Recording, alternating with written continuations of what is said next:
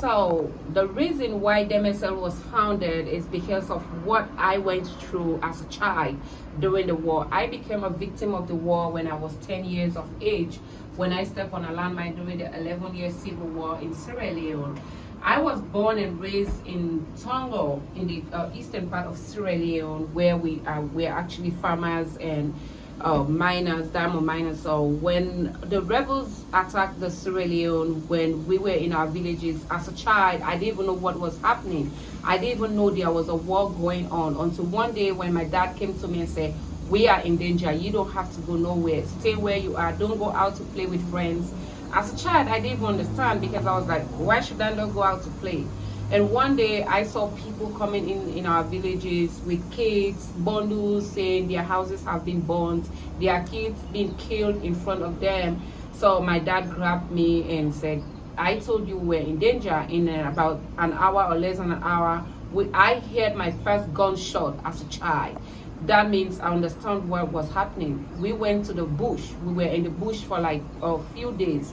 And then after a few days in the bush, we heard some rumors from a town crowd that our village was safe. But what we didn't know, what I didn't know, or what my family didn't know, was something called landmines. We've never heard about it. So we were happy that we were going back to our home, do our daily activities. And then on our way going, my mom heard that some people have stepped on a bomb that can kill even a whole human, or can split vehicles into the middle or anything. So we were scared, and my mom said, okay, we have to walk in the bush. We walked in the bush for like maybe 3 or 4 hours. And then the first leg I took from the bush, because we were already in the town, was on the landmine. I stepped on the landmine. My village didn't know what was happening. When they heard the sound of the landmine, everybody was scared. They started running back to the bush. My mom had to run to the town and let them know that I had stepped on the landmines, and everybody thought I was dead. They took me, and I could not get a good medical care because the rebels and the fight were everywhere. Everywhere was dangerous. So we have to go back to the bush. I stayed in the bush for like 3 weeks without no medication. That's how my leg was infected. Or when the accident happened, my leg was actually amputated below the knee. But because I stayed in the bush for like a couple of weeks, it got worse. And by the time we could get to Kenema government hospital, my leg was really bad. So they have to amputate it above the leg, above the knee. That's how I became a disabled.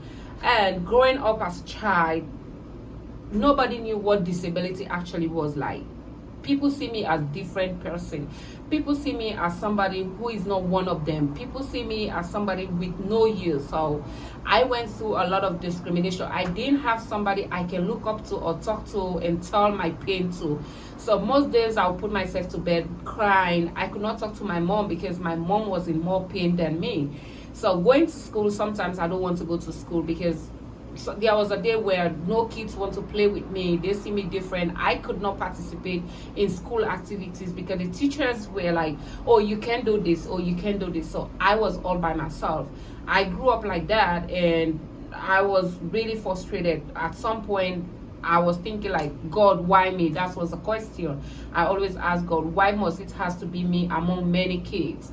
But then when I went to high school, I was so good in school that the only way I could get recognized besides my disability is maybe being the first in class or second in class. So a lot of people would describe me as the one-leg girl that came first. So I didn't want that. I actually wanted something that I can be known for other than my disability. So in home, most times I was reading my books, trying to do my best to fit in. And then I grew up, I have to come to the city, Freetown, where I have to go to school and start my WAS. When I sat my back here, I was the first in the school. And everybody was like, oh, she came first, who is she? You don't know the lady that uses the crutches and everything. So I was actually known then in school for being brilliant than just being on crutches. And growing up, I came to Freetown. I started doing voluntary work to talk to parents how to hold their kids when they have disability. Talk to schools that yes, you have to allow them to do something. Don't just tell them that you can do it, because you are not in their shoes. You don't know what they can do. Just give them the time. So when I started to my high school, going to college, I actually became an ambassador for a lot of non-profits in Sierra Leone, where I was just giving my time. I was not being paid, but I loved what I was doing because I see that I was changing lives. I was using my story, and a lot of kids were looking up to me as mentor, which I didn't have growing up, because I wanted to talk to somebody that can understand my pain. When I see somebody with 2 legs, 2 hands, I can feel comfortable because I know like they can actually feel what I was going through. But when these kids saw me, I play with them, talk to them, and tell them I've been there as a kid, I've been there as a teenager, I've been there like any other person. I know all the stages, so you just have to trust me. I feel so fulfilled. I felt like, yes, I'm doing something. So I was like, I need to do more. That's how I thought about having a non-profit, because all these organizations that I was doing the voluntary work for were working in the provinces. I was like, okay, when I became a disabled as a child, I was in the village. Nobody knew about me. I could not get a pair of crutches. My mom had to go to the bush to cut a stick. That's what I was using to jump around, hop around, because I wanted to go out. I was like, somebody somewhere might be going through what I was going through. I have to do something. So I went to all the provinces, the 12 provinces that we have in Sierra Leone, make sure we really have kids that have this problem. Because I didn't just want to have a non-profit because I want to have it. I wanted to have something that can create an impact. I wanted to have something where if I spend a $1, I know, yes, this $1 is worth of what I'm doing. So I went to the provinces, see these kids for myself, register them, had a conversation with them, know what they want, know what they were going through, and came back to the city and tried to go to social welfare, Minister of Social Welfare, get a conversation with them to get information on how to register a non-profit. And then I worked on it like 2 years. I was working on it because I wasn't in a rush. I just wanted to accomplish something. I registered it in 2019 officially. And then in 2019, I was on my way to travel to the US, and I met a lady called Louise. I know a lot of people that know me know Louise, and we actually met on the beach in Freetown, where she was just having a good time, and I was with a single leg. We were playing soccer, trying to just feel ourselves and just mingle with each other. And then that's how I met Louise. We exchanged a conversation. She came back to the US, and then I had to travel to the US. I came to the US and I messaged Louise. Well, we were always in contact. I said, I'm in the US. She said, where are you? I was in Texas and she was in New York. So, but before Louise and I met again in the US, we had already done a documentary about called Map of Sierra Leone with a lady called Michaela through World Bank. So Louise and I have always been in contact, and then this movie was selected in the New York Wildlife Festival that I had to travel. Louise invited me to come to New York to come witness everything. So I said, okay, this is a good opportunity. But before I moved to New York, I've already messaged Louise and said, hey, I have a non-profit. I know you met me through a single leg, but I have a non-profit that looks after kids living with disability and everything. And I'm actually studying. Do you mind being my board member? Louise asked a lot of questions and I answered everything, gave her the proof she needed, and she said, okay. Tentatively she accepted, but we needed to talk a lot on things. So when I came to New York for the movie festival, I stayed at Louis' place. We went for the movie and we had our first board meeting. And since that day, I'm saying we've done a lot. We might not be there yet, but the reason why the MSL was formed was to help these kids. And we've helped a lot of kids with crutches, wheelchairs, and everything. And when I came to Louis, we went to the beach in New York. We met another guy who is an amputee, Billy. Billy was looking for somebody, and then eventually we got connected. He was like, who is your prosthetics provider? I was like, I don't even know what you're talking about. I don't have one anyway. I just moved to the US, and he said, okay, I'll connect you with some people. Louis was like, don't get too happy, just stay cool. So fast forward to everything, I got fitted for a prosthetic leg, and I got my prosthetic leg. So I got my document to legally stay in the US. And fast forward to everything, I brought my daughter back after like 2-3 years. She's with me now, and we all here. Growing up as a child, I had always wanted to be a nurse.